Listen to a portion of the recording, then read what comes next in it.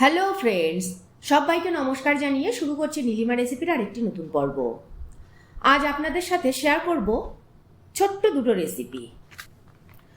গতকাল বড় ঠাকুর মানে গ্রহরাজ শনিদেবের পুজো দিতে গিয়েছিলাম, তাই আজকে আর এত রান্নার ভিডিও শ্যুট করে সেটাকে আর এডিট করা পসিবল হয়নি। তাই শুধুমাত্র এই ছোট্ট দুটো রান্না আমি কিভাবে করলাম সেটাই শেয়ার করলাম আপনাদের সাথে। আজ আপনাদের সাথে শেয়ার করব কেওড়ার টক আর ইলিশ মাছ ভাজা রেসিপি। আজ রবিবার অনেক কিছুই রান্না করেছি, কিন্তু আপনাদের সাথে শেয়ার করতে পেরেছি এই দুটি মাত্র রেসিপি, পাতের শুরু এবং শেষের রেসিপি। আর এই দুটো রেসিপি হলে তো জানেনই আর কিছুরই দরকার হয় না, ইলিশ মাছ ভাজা দিয়েই এক থালা ভাত খাওয়া হয়ে যায়, আর শেষে অল্প একটু ভাত কিংবা শুধু শুধু টক, কেওড়ার টক দারুণ লাগে। তাহলে চলুন আমরা রান্নাতে যাই। দেখুন, এগুলোকে বলে কেওড়া। এটি কিন্তু সুন্দরবনের একটি ফল। এই ফলটা আপনি কোথাও পাবেন না, শুধুমাত্র সুন্দরবন কিংবা সুন্দরবনের আশপাশের অঞ্চল ছাড়া। আমরা বইতে পড়েছিলাম সুন্দরবনের কেওড়া ফলের নাম, কিন্তু বিয়ের আগে কখনো চাক্ষুষ করিনি এই ফলটাকে। বিয়ের পর উত্তর চব্বিশ পরগনার বসিরহাটে এসেই এই ফলটাকে আমরা চিনলাম। এই ফলটাকে চিংড়ি মাছ দিয়ে টক রান্না করলে দারুণ লাগে খেতে। আর অন্য কোনোভাবে এই ফলটাকে খাওয়া যায় কি না আমি জানি না, তবে এখানে কিন্তু সবাই এটাকে এই চিংড়ি মাছ দিয়ে এইভাবে টক রান্না করেই খায়। সারা বছর কিন্তু এই ফল পাওয়া যায় না, ঠিক পুজোর আগে আগেই এই ফলটাকে বাজারে পাওয়া যায়। এই ফলটাই আজকে আমি চিংড়ি মাছ দিয়ে একটু টক রান্না করব।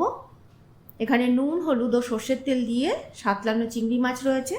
এতটা চিংড়ি মাছ দেবো না, অল্প কয়েকটা চিংড়ি মাছ দিলেই হয়ে যায়, কেওড়াটাকে খুব বেশি মাছের দরকার হয় না। প্রথমে দেখুন, কেওড়াটাকে আমরা সেদ্ধ করে নেব। দেখুন, দানা খোসা থেকে বেরিয়ে আসছে, এই পর্যায়ে আমরা কেওড়াটাকে নামিয়ে নেব। এবার একটু ঠান্ডা করে নেব। কেওড়ার দানা কিন্তু প্রচণ্ড শক্ত হয়। দেখুন, এবারে আমি দানাগুলোকে বের করে নিচ্ছি খোসা থেকে।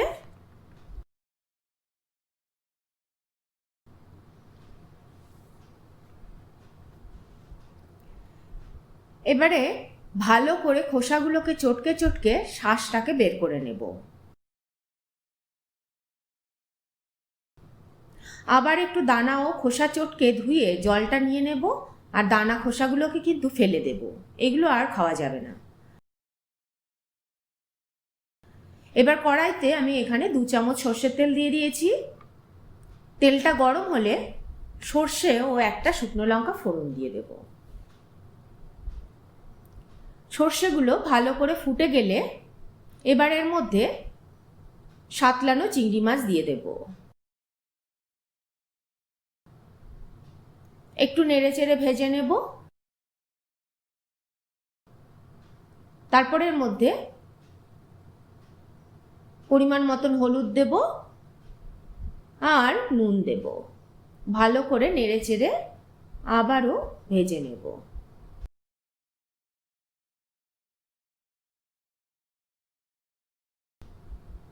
এবার এর মধ্যে কেওড়ার টকটা দিয়ে দেব। ভালো করে নেড়ে চেড়ে মিশিয়ে নেব। এবার ভালো করে কিছুক্ষণ ফুটিয়ে নেব। ব্যাস, তাহলেই রেডি হয়ে যাবে। দেখুন, কেওড়ার টক আমাদের রেডি হয়ে গেছে একেবারে। এবার নামিয়ে নেব।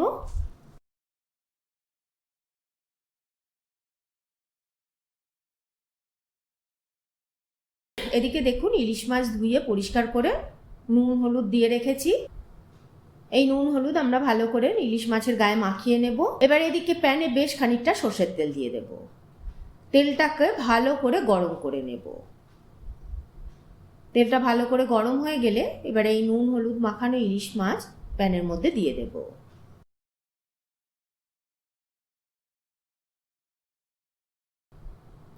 আর মাছের পেটের মধ্যে যে তেলগুলো থাকে, নোংরা মোটা শিরাটা বাদ দিয়ে সেগুলোকে আমি ধুয়ে পরিষ্কার করে নুন হলুদ মাখিয়ে রেখেছিলাম, সেগুলোকেও এই সময় দিয়ে দেব তেলের মধ্যে।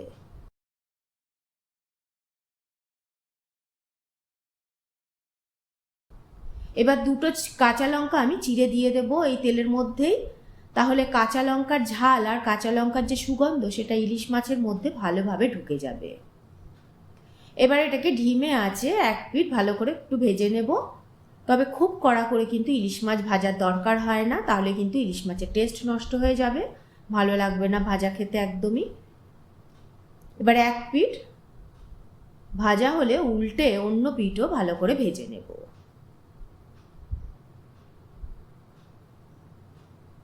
এবার দেখুন ইলিশ মাছ আমাদের খুব ভালোভাবে হালকা লাল করে ভাজা হয়ে গেছে। ব্যাস রেডি হয়ে গেল।